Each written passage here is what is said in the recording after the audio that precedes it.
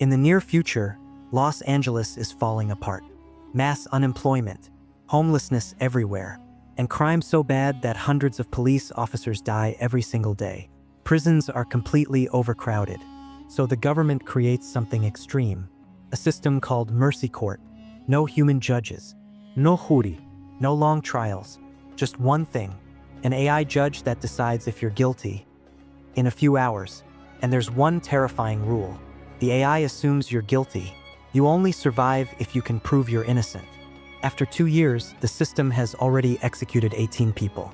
But crime drops by 68%, and most citizens feel safer. Until one detective wakes up inside the courtroom. Detective Chris suddenly opens his eyes. He's strapped to a chair. In front of him, a screen plays a promotional video about Mercy Court. A moment later, the AI judge appears. Her name is Maddox. She calmly explains that the trial can now begin. Chris had been unconscious for almost 6 hours. They were waiting for the alcohol in his system to wear off. Because yes, Chris was very drunk when he was arrested. Then Maddox drops the bomb. Chris is being charged with murdering his wife. A body cam video starts playing. Police officers enter Chris's house. Inside, they find his wife, Nicole, lying on the floor, bleeding. Their daughter, Britt, is crying next to her. Nicole has been stabbed. When officers ask who did it, she says one name, Chris. Chris watches the footage in horror. He has no idea how this happened. But the evidence keeps coming. Chris had been alone in the house with Nicole when the stabbing happened. And after leaving the house, he went straight to a bar and got extremely drunk. Security footage shows him fighting police when they tried to arrest him. They even had to tase him. But he still ran outside and tried stealing a random civilian's car. Eventually, the cops knocked him unconscious. Chris doesn't remember any of this. Maddox blames the alcohol. Then she explains the rules. Chris's probability of guilt is 97.5%. To avoid execution, he must lower it below 92%. And he only has 90 minutes. If he fails, the chair will kill him with a sonic pulse. Not exactly a relaxing courtroom experience. The timer starts, and Maddox begins reviewing the evidence. Earlier that day, Chris arrived at work, but he never went inside. Instead, he drove home. Nicole refused to open the door and told him to speak through a lawyer. Chris got angry and punched the camera, then used his key to enter the house. Nicole tried to push him out before the door closed. After that, he stayed inside for 26 minutes. Shortly after he left, Britt came home from a sleepover and found her mother dying. The investigation reveals something worse. Nicole was stabbed by a right-handed attacker, and the wound was brutal enough to pierce her liver and damage her spine. Fresh traces of Nicole's blood were found on Chris's clothes. Things are looking very bad. Chris asks to talk to his daughter Britt, but the court rules say juveniles cannot testify. She's currently staying with her grandparents. However, there's a loophole. If someone close to the victim sends a grief message, they might call back. Chris tries writing something, but he can't find the right words, so Maddox sends the automatic message. Next, Chris contacts his sponsor from Alcoholics Anonymous, a man named Rob. Rob scolds him for drinking again. Nicole worked with Rob, and Rob was the one who called the police when she didn't show up to work. Then Maddox reviews Chris and Nicole's relationship. They started dating 20 years ago, got married 3 years later. Soon their daughter Britt was born. Their life was happy until Chris lost his police partner Ray. Ray died in the line of duty. That tragedy pushed Chris back into alcoholism. And over time, their marriage began falling apart. Nicole had even started thinking about divorce. In fact, messages from her friends show that Chris lost his temper 57 times in the last 6 months. Not a great statistic. Then something unexpected happens. Britt finally calls Chris. She's crying. Chris tells her he didn't kill Nicole, but her grandfather quickly forces her to hang up. Maddox reminds Chris he now has 1 hour and 8 minutes left. Chris immediately calls his partner Jack. Jack is still investigating the crime scene. Using the municipal cloud system, Chris watches a reconstruction of the house. In the living room, there's a broken vase, possibly used for defense. In the kitchen, Britt's bloody footprints show she walked through the scene. There are signs of a struggle. A knife from a kitchen set is missing, and Chris's fingerprints are on it.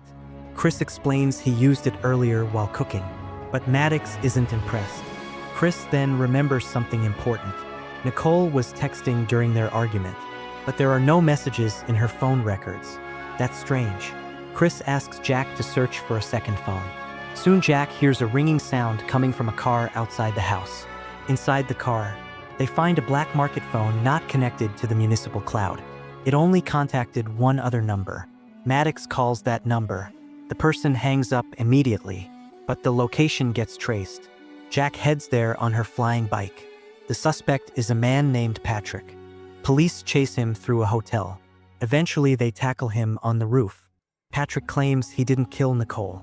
He admits he flirted with her and went on a few dates, but nothing serious happened. Nicole only used the burner phones because she wanted privacy. Security cameras confirm Patrick was working all day, so he couldn't be the killer. Ironically, this actually makes things worse for Chris. Now there's a possible motive: jealousy. Chris's guilt probability jumps to 98%. Time is running out. Chris then remembers something else. Nicole had found his hidden alcohol bottle earlier that day. They argued. Chris broke the vase out of anger. The glass shards cut Nicole. That's why some of her blood got on his clothes. But after that, his memory is completely blank. Now even Chris begins to wonder something terrifying. Did he actually do it? With 43 minutes left, Chris keeps digging. Patrick reveals Nicole had been extremely stressed at work. Some chemicals had gone missing from her company. She was secretly investigating her co-workers. Chris asks Jack to check Nicole's workplace.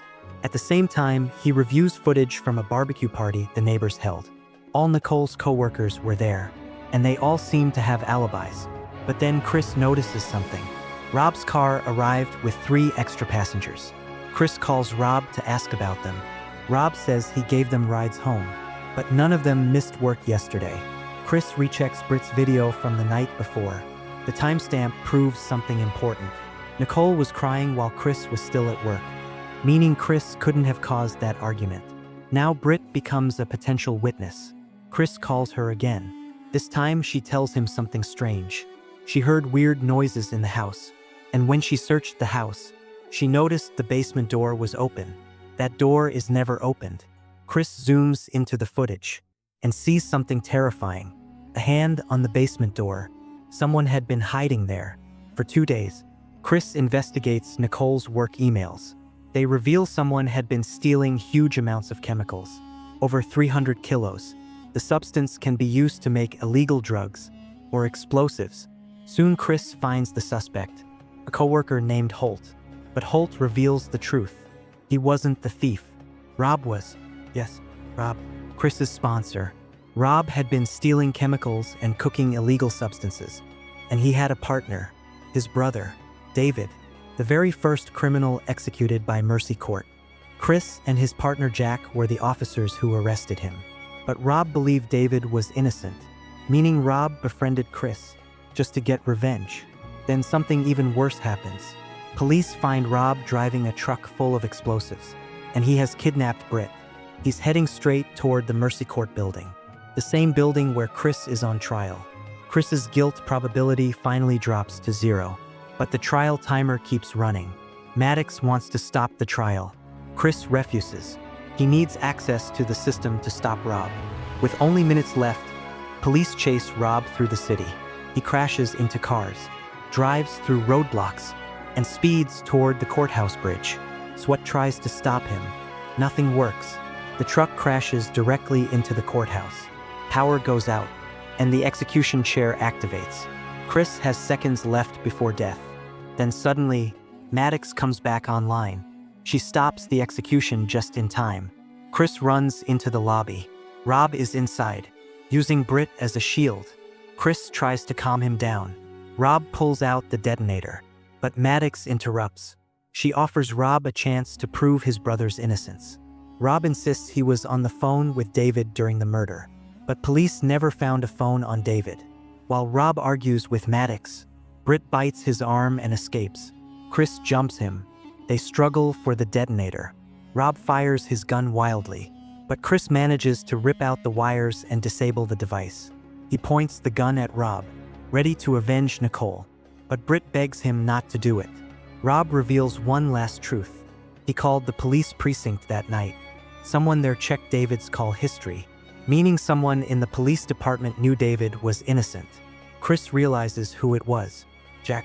Jack was the officer who arrested David. Maddox checks the evidence records. The phone was originally stored as evidence, but Jack removed it and threw it into the river. Jack finally confesses. She did it to prove Mercy Court works.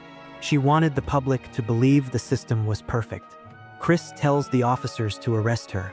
Rob collapses from his injuries, and Chris finally reunites with Britt. Meanwhile, Maddox processes everything. She realizes Mercy Court executed an innocent man. Chris tells her something important.